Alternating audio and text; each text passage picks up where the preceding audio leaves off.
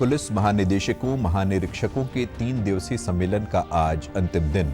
सम्मेलन में cyber crime, drugs के खिलाफ जंग, आतंकवाद से निपटने की चुनौतियों समेत कई मुद्दों पर हुई चर्चा।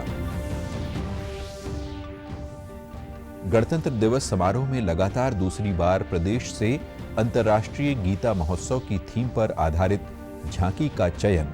भगवान श्री कृष्ण के विराट स्वरूप के भी होंगे दर्शन। गणतंत्र दिवस के अवसर पर राष्ट्रीय ध्वज फहराने को लेकर जारी किए गए दिशा निर्देश। राज्यपाल कुरुक्षेत्र के थानेसर, वहीं मुख्यमंत्री यमुनानगर के जगाधरी में फहराएंगे तिरंगा।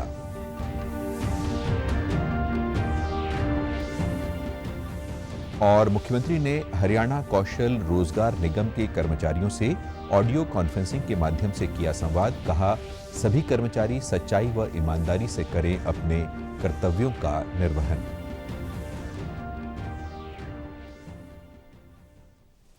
नमस्कार, मैं आशुतोष। अब समाचार विस्तार से। नई दिल्ली में चल रहे पुलिस महानिदेशकों और महानिरीक्षकों के अखिल भारतीय सम्मेलन का आज अंतिम दिन है। 3 दिवसीय ये सम्मेलन शुक्रवार से शुरू हुआ था। सम्मेलन में सभी राज्यों और केंद्र शासित प्रदेशों के पुलिस बलों के डीजीपी और आईजीपी के अलावा केंद्रीय पुलिस बलों और अन्य खुफिया एवं सुरक्षा एजेंसियों के वरिष्ठ अधिकारी भी हिस्सा ले रहे हैं। बैठक में आतंकवाद, वामपंथी उग्रवाद, साइबर सुरक्षा, ड्रोन के खतरों और मादक पदार्थों की तस्करी जैसे कई विषयों पर चर्चा हो रही है। प्रत्येक विषय पर राज्य और केंद्र शासित प्रदेशों द्वारा अपनाए गए सर्वश्रेष्ठ तरीकों को सम्मेलन में दर्शाया गया है। गणतंत्र दिवस समारोह में इस बार 26 जनवरी को लगातार दूसरी बार हरियाणा की झांकी का चयन किया गया है। इस झांकी की थीम अंतर्राष्ट्रीय गीता महोत्सव है और इसमें भगवान श्री कृष्ण के विराट स्वरूप के भी दर्शन होंगे। मुख्यमंत्री के अतिरिक्त प्रधान सचिव व सूचना जनसंपर्क एवं भाषा विभाग के महानिदेशक डॉक्टर अमित अग्रवाल ने बताया कि गणतंत्र दिवस परेड में हरियाणा की झांकी पर प्रस्तुत गीता का संदेश मानव जाति के लिए सबसे बड़ी बौद्धिक देन है। कर्म का ये शाश्वत संदेश पूरी मानवता के लिए अनुकरणीय है। उन्होंने बताया कि झांकी में भगवान श्री कृष्ण को अर्जुन के सारथी के रूप में सेवा करते हुए और उन्हें गीता का ज्ञान देते हुए दिखाया गया है। झांकी की पहली झलक आध्यात्मिकता, कला और इतिहास के दर्शन कराती है। इस झांकी में भगवान श्री कृष्ण के विराट स्वरूप के दर्शन होते हैं, जैसा कि युद्ध भूमि पर उन्होंने अर्जुन के सामने प्रदर्शित किया था। जिसे कहते हैं, गणतंत्र दिवस के शुभ अवसर पर कर्तव्य पथ पर पूरे देश के सामने प्रस्तुत की जाएगी। 2023 में धर्म क्षेत्र कुरुक्षेत्र के टॉपिक पर जो है झांकी हमारी इस बार गणतंत्र दिवस पर कर्तव्य पथ पर पूरे देश के सामने हरियाणा प्रस्तुत करेगा। तो भगवान श्री कृष्ण ने संदेश दिया और जब अर्जुन के मन में जब संशय पैदा हुआ तो उसको अपना विराट स्वरूप भगवान ने दिखाया। वो विराट स्वरूप भी हमने इस झांकी में दिखाया है और जब विराट स्वरूप के दर्शन अर्जुन ने किए तो उसके मन के सारे संशय दूर हो गए, सारे संशय धुल गए और वो अपने कर्तव्य पथ पर चला। तो आज एक बड़ा ही संयोग है कि उसी कर्तव्य पथ पर हमारी झांकी भी चलेगी। प्रदेश भर में गणतंत्र दिवस समारोह को लेकर तैयारियां जोरों पर चल रही हैं। राज्यपाल कुरुक्षेत्र के थानेसर, विधानसभा अध्यक्ष ज्ञानचंद गुप्ता पंचकुला, विधानसभा उपाध्यक्ष रणबीर सिंह गंगवा सोनीपत में ध्वज फहराएंगे। मुख्यमंत्री मनोहर लाल यमुनानगर के जगाधरी, वहीं उप मुख्यमंत्री दुष्यंत चौटाला हिसार में ध्वज फहराएंगे।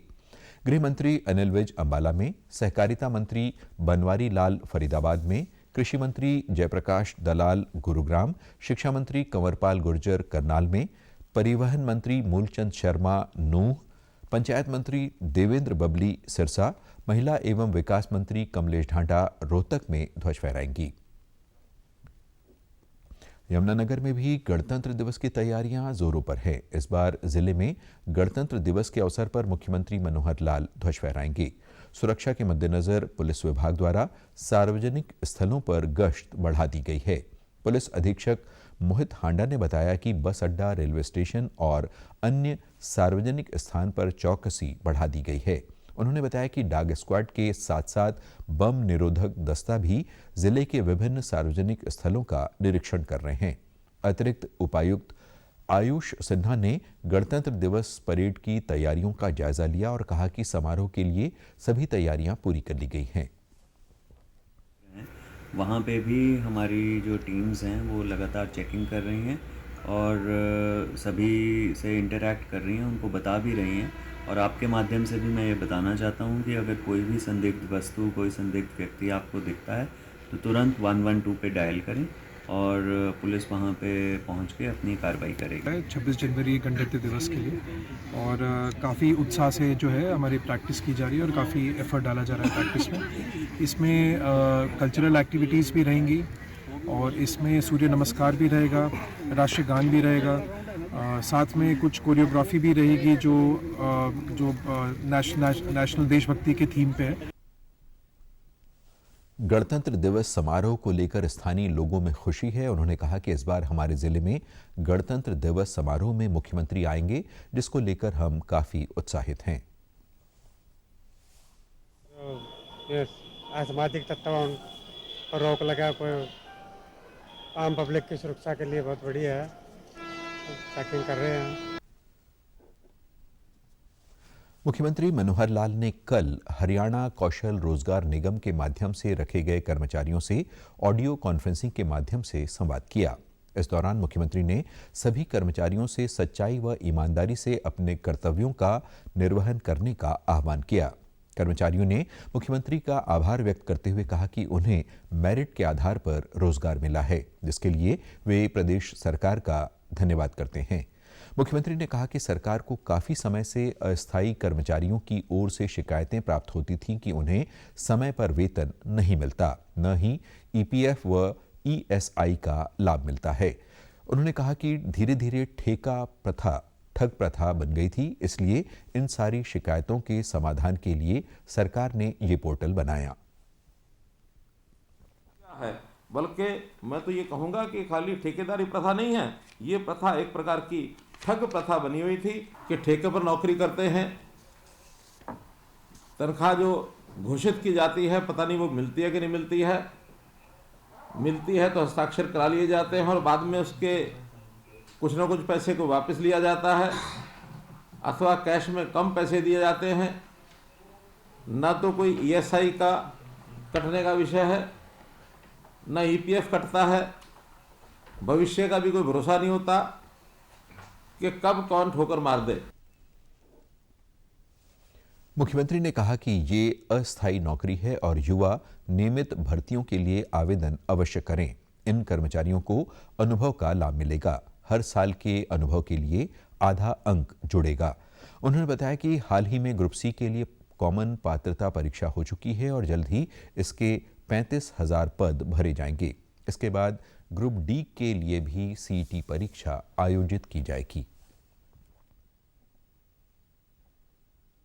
जरूरतमंद लोगों को मिल रही हैं, पारदर्शिता से मिल रही हैं और उसमें भी एक जो मेरिट का विशेष ध्यान रखा जाता है। ग्रुप सी के लिए जो कॉमन एलिजिबिलिटी टेस्ट पास कराया है बच्चों को, 3.25 लाख ऐसे साथियों ने और ये टेस्ट पास किया है। इस वर्ष में उनमें से लगभग 35,000 नौजवान और ग्रुप सी में नौकरी के लिए और सिलेक्ट किए जाएंगे। प्रदेश सरकार द्वारा जल्द ही कॉलेजों में असिस्टेंट प्रोफेसरों की भर्ती की जाएगी। इसके लिए मुख्यमंत्री मनोहर लाल ने उच्चतर शिक्षा विभाग के अधिकारियों को जल्द हरियाणा लोक सेवा आयोग को मांग पत्र भेजने के निर्देश दिए हैं। मुख्यमंत्री ने हरियाणा राज्य उच्च शिक्षा परिषद की बैठक की अध्यक्षता करते हुए निर्देश दिए कि विश्वविद्यालयों में चल रहे सेल्फ फाइनेंस के कोर्स में बच्चों का अधिक रुझान बढ़ाने के प्रयास किए जाएं। इसके अलावा विश्वविद्यालयों को वित्तीय रूप से अपने संसाधन जुटाने पर भी विशेष ध्यान दिया जाना चाहिए। मुख्यमंत्री ने कहा कि भविष्य में युवाओं को रोजगार परक शिक्षा मिले, इसके लिए आज के समय में विश्वविद्यालयों द्वारा यूजर रेडी कोर्स पर जोर देने की आवश्यकता है। बैठक में यह भी निर्णय लिया गया कि उल्लेखनीय प्रदर्शन करने वाले विश्वविद्यालयों और महाविद्यालयों के शिक्षकों को भी पुरस्कार दिए जाएंगे। इसके अलावा शिक्षा स्तर की गुणवत्ता बढ़ाने के लिए शिक्षकों के लिए ऑनलाइन मॉड्यूलर ट्रेनिंग प्रोग्राम लागू करने का भी निर्णय लिया गया। ये ट्रेनिंग मॉड्यूल श्री विश्वकर्मा कौशल विश्वविद्यालय द्वारा तैयार किया गया है। मुख्यमंत्री ने कहा कि नई शिक्षा नीति में समावेशी और समान गुणवत्ता युक्त शिक्षा उपलब्ध करवाने तथा शिक्षा के अवसरों को बढ़ाने पर बल दिया गया है। इसके अलावा इम्प्लीमेंटेशन कमेटी व टास्क फोर्स का भी गठन किया गया है।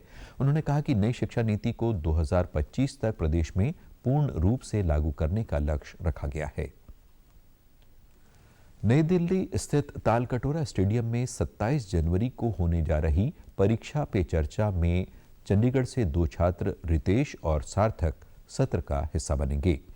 देश भर में कक्षा 9वीं से 12वीं के चयनित बच्चे सत्र में उपस्थित होंगे। सत्र में प्रधानमंत्री नरेंद्र मोदी बच्चों की परीक्षा संबंधी समस्याओं और उससे जुड़े अन्य विषयों पर संवाद करेंगे। 24 जनवरी को 3 लोगों की टीम कार्यक्रम में शामिल होने के लिए रवाना होगी। छात्र सार्थक ने कहा कि इस कार्यक्रम में भाग लेना मेरा पहला और अनोखा अनुभव रहेगा। उन्होंने बताया कि वे उत्सुकता से इस घड़ी का इंतजार कर रहे हैं। भी था, अब खुश हूँ कि मैं मोदी जी से मिलने जा रहा हूँ। तो मुझे काफ़ी अच्छा लगा कि वो ये इनिशिएटिव ले रहे हैं और बच्चों को समझा रहे हैं कि वो परीक्षा से ना डरे, ये एक त्यौहार के रूप में हमें मनाना चाहिए। वहीं चंडीगढ़ से अन्य छात्र रितेश भी इस सत्र में भाग लेने और प्रधानमंत्री से मिलने परीक्षा पे चर्चा उत्साहित हैं। मैंने लिखा कि our culture is our pride. हर स्टेट का अपना अपना कल्चर है, तो उसके बारे में लिखा। शायद प्रधानमंत्री जी इसी से खुश होके शायद उन्होंने मुझे बुला लिया। इस साल ट्राई की, पर एकदम से ही मैम का फ़ोन आया और मैम ने कहा कॉन्ग्रेचुलेशन रितेश, आप सिलेक्ट हो गए। फिर मेरे को भी बहुत एक्साइटमेंट हुई। मम्मी पापा को बहुत गर्व हुआ कि हमारा बेटा ऐसे जा रहा है। मुख्यमंत्री मनोहर लाल ने अनुसूचित जाति आयोग गठन करने पर एससी समाज के प्रतिनिधिमंडल द्वारा आयोजित अभिनंदन समारोह में शिरकत की। मुख्यमंत्री ने कहा कि प्रदेश में इस आयोग का गठन अनुसूचित जाति के लोगों के अधिकारों को सुरक्षित रखने और उन्हें मजबूती प्रदान करने के लिए किया गया है। उन्होंने कहा कि आयोग का मुख्य ध्येय सरकार व जनता के बीच बेहतर तालमेल बनाना है। आयोग का काम समाज हित में सरकारी व्यवस्थाओं का उपयोग और समाज की आवश्यकताओं के हिसाब से नई व्यवस्थाओं का निर्माण करना है। सब संबंध बना करके रखें। कोई भी कठिनाई किसी परिवार की, किसी व्यक्ति की, किसी मोहल्ले की, किसी गांव की, किसी शहर की, जो जानकारियां हों आप कमीशन तक जरूर पहुंचाएं। हमारी कमीशन के लोगों के साथ समय समय पर प्रतिनिधियों के नाते से, चुने हुए प्रतिनिधियों के नाते से सरकार से भी तालमेल रहता ही है। तो जैसा अनुशंसा इनकी ओर से आएगी, विश्वास दिलाता हूं कि वो सारे काम समाज के हित के अंदर हम जरूर करेंगे, ऐसा आपको विश्वास दिलाता। मुख्यमंत्री ने कहा कि सरकार ने संत महापुरुष विचार प्रचार एवं प्रसार सम्मान योजना के तहत महापुरुषों की जयंतियां मनाने का निर्णय लिया है। उन्होंने कहा कि महापुरुष किसी जाति वर्ग से संबंध नहीं रखते, बल्कि उनकी विचारधाराएं पूरे समाज के लिए प्रेरणा का स्रोत होती हैं। इसी कड़ी में राज्य स्तर पर 3 फरवरी को संत रविदास जयंती गुरुग्राम, नरवाना और यमुनानगर में मनाई जाएगी। गुरु रविदास जी की जो जयंती है, वैसे तो 4 को कार्यक्रम है, लेकिन 4 और 5 को तो गांव में, मोहल्ले में, घरों में उनके सत्संग, उनके भंडारे, उनके बाकी सब कार्यक्रम होते हैं। लेकिन हमने एक दिन पहले यानी 3 तारीख को पूरे प्रदेश में 3 जगह ये कार्यक्रम मनाने का फैसला किया है। एक यमुनानगर में है, एक नरवाना में है और एक गुरुग्राम में है। अलग अलग जिलों के लोग अलग अलग जगह जाएंगे और सब जगह कोई ना कोई प्रमुख कार्यकर्ता, नेता वो आपके साथ आकर के बातचीत भी करेंगे। तो आप सबसे निवेदन है कि बड़ी संख्या में समाज के लोगों को भी जाना चाहिए और जो अन्य समाज है उनको भी हम कहेंगे कि वो भी आएं। अंत में इस बुलेटिन के मुख्य समाचार एक बार फिर।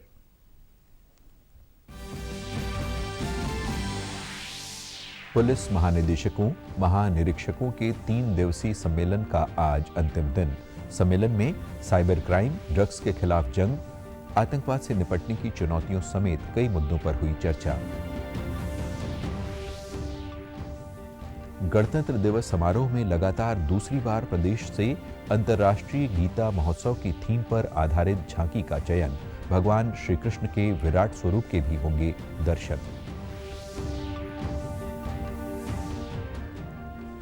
गणतंत्र दिवस के अवसर पर राष्ट्रीय ध्वज फहराने को लेकर जारी किए गए दिशा निर्देश।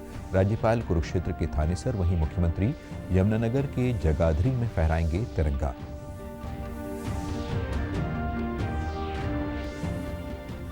और मुख्यमंत्री ने हरियाणा कौशल रोजगार निगम के कर्मचारियों से ऑडियो कॉन्फ्रेंसिंग के माध्यम से किया संवाद। कहा, सभी कर्मचारी सच्चाई व ईमानदारी से करें अपने कर्तव्यों का निर्वहन। समाचारों में आज इतना ही। नमस्कार।